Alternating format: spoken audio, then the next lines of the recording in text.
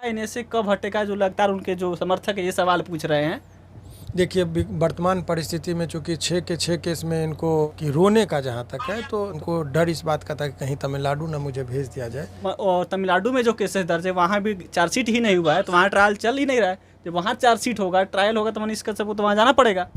जब वहाँ ट्रायल खुलेगा तब जाना पड़ेगा। तो जो आरोप आप लगा रहे 6 केस किए, एक में भी आपने आरोप पत्र नहीं समय पर दाखिल कर पाए, तो फिर आप एनएसए का कैसे, आप किस आधार पर कर रहे हैं? ये तो बहुत बड़ी अन्याय हो जाएगी। ये तो बहुत बड़ा लेकुना है कि 6 के 6 केस में जो आप एनएसए लगा रहे हैं, लेकिन एक में भी चार्जशीट जमा नहीं कर पाए हैं।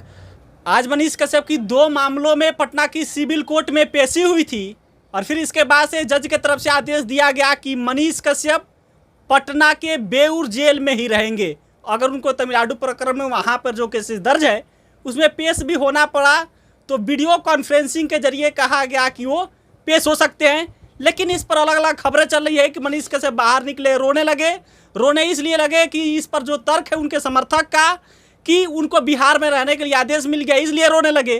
कुछ लोग ये कह रहे हैं कि ईओ की जो टीम थी ये रिमांड मांग रही थी, और इसलिए मनीष कश्यप की आंख से आंसू आ गया। इसमें हकीकत में वहाँ क्या हुआ, इस पर बात करने के लिए हमारे साथ पटना हाईकोर्ट के प्रसिद्ध अधिवक्ता शिवानंद भारती जी मौजूद हैं। और शिवानंद भारती जी, कहा जा रहा है कि मनीष कश्यप के मामले में जब सुनवाई हो रही थी तो जो कोर्ट का आदेश हुआ कि मनीष कश्यप यहीं रहेंगे, उसके बाद से मनीष कश्यप रोने लगे। लेकिन जो इसमें खबरें चल रही है कि ईओ की टीम की तरफ से मांग किया जा रहा था रिमांड की, इसके बाद से वो रोए। क्या ईओ की टीम की तरफ से रिमांड की मांग की जा रही है? देखिए, सबसे पहले आपको मैं बता दूं कि ये कोर्ट में बातें हुई और इकोनॉमिकल ऑफेंस की तरफ से कोई मांग नहीं की गई, बल्कि एपीओ साहब थे। एपीओ साहब से भी ये पूछा गया कि इनको तमिलनाडु भेजने का क्या उचित बनता, तो उन्होंने भी यही कहा कि तमिलनाडु का तो कोई खास मुद्दा नहीं है। तो कहीं ना कहीं आप देखेंगे तो एपीओ का मतलब सरकार का पक्ष, तो सरकार का भी पक्ष यही था कि वो बिहार में, उन्होंने विरोध नहीं किया। तो ये जो एक बातें चल रही है तो वो बातें गलत है। एपीओ साहब ने भी समर्थन ही किया।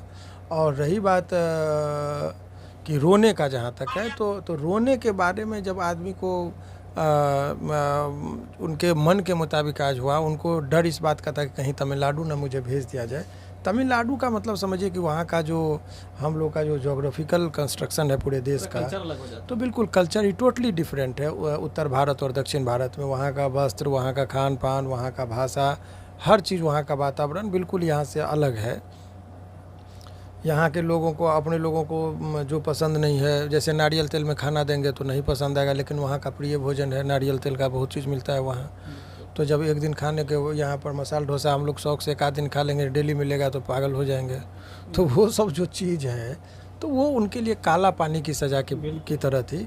तो वो जो एक खौफ था इनको, तो इस वजह से, लेकिन जैसे ही ये आदेश मिला कि अब इनको नहीं जाना पड़ेगा, तो उसी पर वो भावुक हो गए खुशी के मारे। और वो कोई कारण नहीं था, कि ऐसा नहीं था कि वो नर्वस थे। और दूसरी बात, इनके समर्थन में जो लोग बाहर में थे तो उनको लगा कि मैं अकेले नहीं हूँ।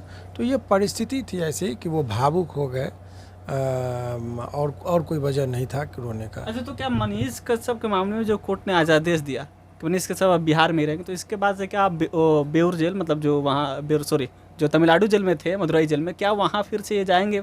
नहीं, उस पर क्लियर कट माननीय न्यायालय का आदेश हो गया कि अभी वहाँ पर उनको यदि तमिलनाडु पुलिस को बुलाने भी, कुछ पूछताछ भी करनी होगी, तो बिल्कुल इनको जो है सो वीडियो कॉन्फ्रेंसिंग से ही वो बात कर सकते हैं। इनको सदैव तमिलनाडु जाने की अब कोई आवश्यकता नहीं है। एनएसए प्रकरण में जो एनएसए दर्ज हुआ है, जैसे एक जो मतलब खबरें चल रही है कि जहाँ जिस राज्य में बड़ा केस है उस राज्य में जाना पड़ता है, तो इस पर एनएसए तो तमिलनाडु में दर्ज है। नहीं, तमिलनाडु में एनएसए है, लेकिन यहाँ पर किसी को एनएसए यदि लगाए हैं और यहाँ पर ट्रायल इनका हैम्पर हो रहा है, तो ऐसे परिस्थिति में आप एनएसए का लाभ लेते हुए यहाँ के अन्य ट्रायल को आप बेवजह प्रभावित नहीं कर सकते हैं।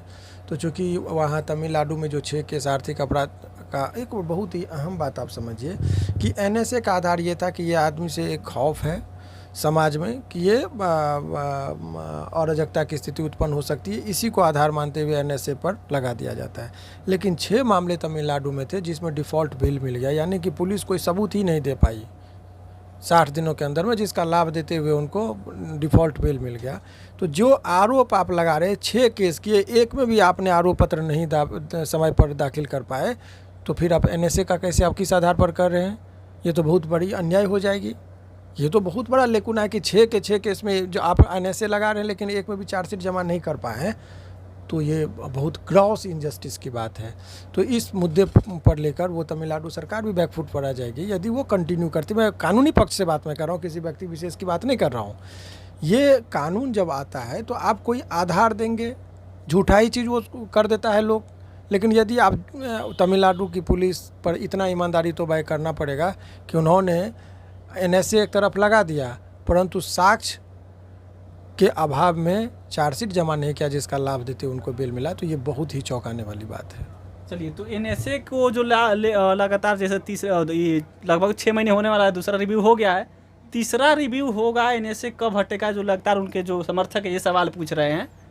देखिए, वर्तमान परिस्थिति में चूँकि 6 के 6 केस में इनको डिफ़ॉल्ट बिल मिल गया है, तो अब जो 6 महीने की अवधि यानी 3-3 महीना पर उसको रिव्यू होता है NSA का, तो अब 6 महीना पूर्ण जब होगा और जब इनका रिव्यू होगा तो मुझे लगता है कि वैसे परिस्थिति में चूँकि सब में बेल मिल गया चार्जशीट नहीं, तो मुझे नहीं लगता कि वो कंटिन्यू करेंगे। लेकिन वो सरकार का अपना व्यक्तिगत निर्णय होता है, तो उस पर अभी बहुत ज़्यादा टीका टिप्पणी भी करना उचित नहीं है। लेकिन आप ये कह सकते हैं कि ये जो आर्थिक अपराध इकाई के तहत जो इनके ऊपर जो केस किया गया है, तो इसमें 1 से 1.5 महीने के अंदर में उनको बेल मिलना शुरू हो जाएगा। अरे, ये जो प्रकरण होता है, मतलब जो कंसेप्ट होता है कानून का कि जिस राज्य में बड़ा केस दर्ज होगा उस राज्य में आरोपी को रखा जाएगा, लेकिन आपने लेकिन ये सब कहीं कानून में इस तरह का प्रावधान नहीं है। यदि किसी ने आपको कहा है तो वो गलत है।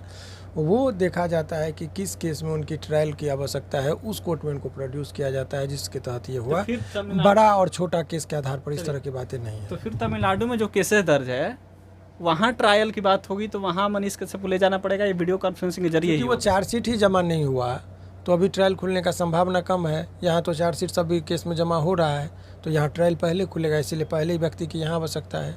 जब वहाँ होगी ये ट्रायल कंप्लीट हुआ के बाद वहाँ भी जा सकते हैं, कोई दिक्कत नहीं। वर्तमान परिस्थिति में आप कल को मान लीजिए जेले में यदि कोई जेले तोड़ के भागने का कोशिश करेंगे तो नया केस, तो फिर नई कहानी। इसीलिए आप संभावना नहीं कुछ कह सकते हैं कि क्या होगा। अभी वर्तमान परिस्थिति में मनीष कश्यप बेऊर जेल में रहेंगे, बिहार से बाहर उनको जाने की आवश्यकता नहीं है। आगे क्या होगा इसकी भविष्यवाणी अभी करना उचित नहीं, वो परिस्थिति पर बहुत कुछ निर्भर करता है। भविष्यवाणी नहीं, जैसे आप जो बात बोले कि जहाँ ट्रायल हो रहा है वहाँ आरोपी को रखना पड़ेगा, तो तमिलनाडु में जो केसेस दर्ज है वहाँ भी चार्जशीट ही नहीं हुआ है, तो वहाँ ट्रायल चल ही नहीं रहा है। जब वहाँ चार्जशीट होगा, ट्रायल होगा, तो मनीष कश्यप को तो वहाँ जाना पड़ेगा।